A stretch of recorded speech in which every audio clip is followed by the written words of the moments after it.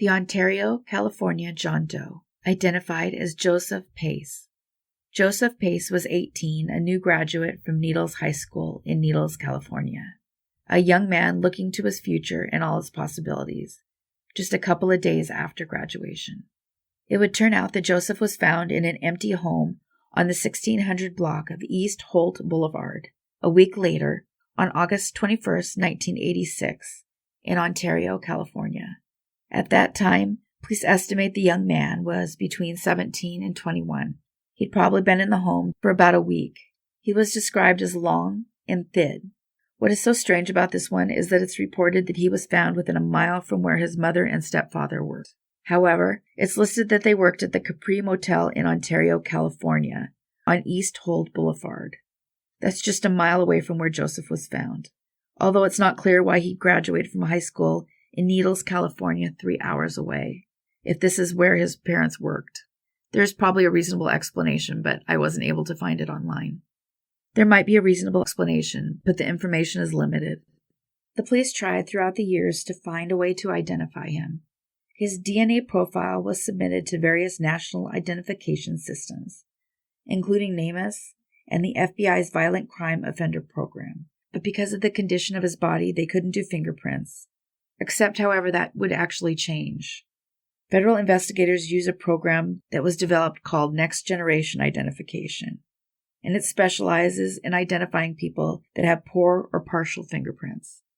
And through this, they match the prints to a young man who was arrested for being drunk in public just a few months before he went missing.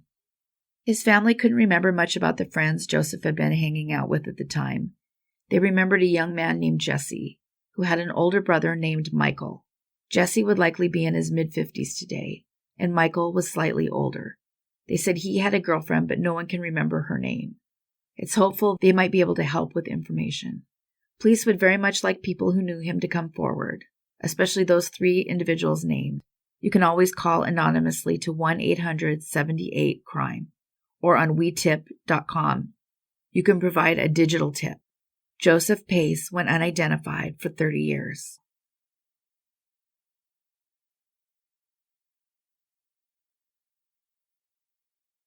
Buckskin Girl, identified as Marcia Lenore King. Marcia Lenore King was born Marcia Lenore Sossman on June 9, 1959 in Arkansas. She has a half-brother with the last name of King and parents who had divorced, so it appears she had adopted the last name. The 21-year-old headed out in 1980 looking for adventure. She regularly hitchhiked in the area. Her family believed she had built a life for herself somewhere else, always hoping that she would walk back in the door and into their lives. Because of this, she was never reported missing. The truth is that she had made it about 800 miles, northeast to Troy, Ohio, and she had been found along the roadway on April 24, 1981, in a rural area of Dayton, Ohio. She was wearing a distinctive jacket and had been in that location of the road about 11 hours before she was found. She had suffered blunt force trauma to her head and a laceration to her liver, but the bruising on her neck and tiny blood spots in her eyes said that she'd been strangled. They believed her to be white, around 18 to 26, with red hair. She had her hair styled in 2 braids when she was found. She had freckles and brown eyes, and she was described as clean and well-groomed with good dental care. She was found fully clothed, wearing a brown turtleneck with an orange pattern, blue jeans, and a unique buckskin jacket that inspired her nickname of Buckskin Girl. This is one of the more widely known cases, and her reconstruction and even her post-mortem photos end up in the local media a lot. Unfortunately, despite being a higher profile, no one came forward with a possible name.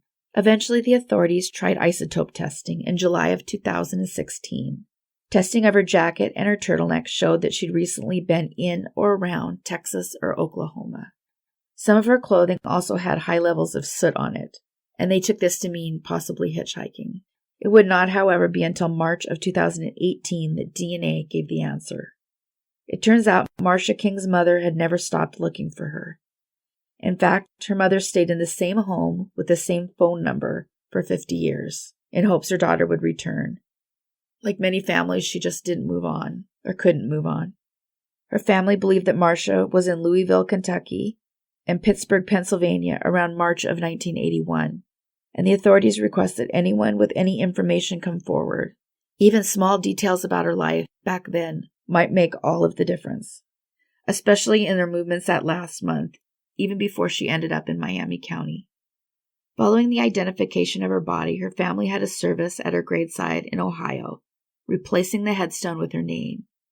Her stepmother explained they believed that it was God's plan for her life to be taken and remain identified for so long, adding that they appreciate the kindness and caring the people in the area of Ohio gave to her.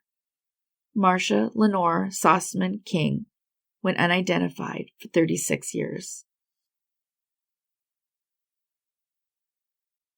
Thanks everybody for watching and listening. We have new episodes every Monday and Thursday. Take care of yourselves and each other.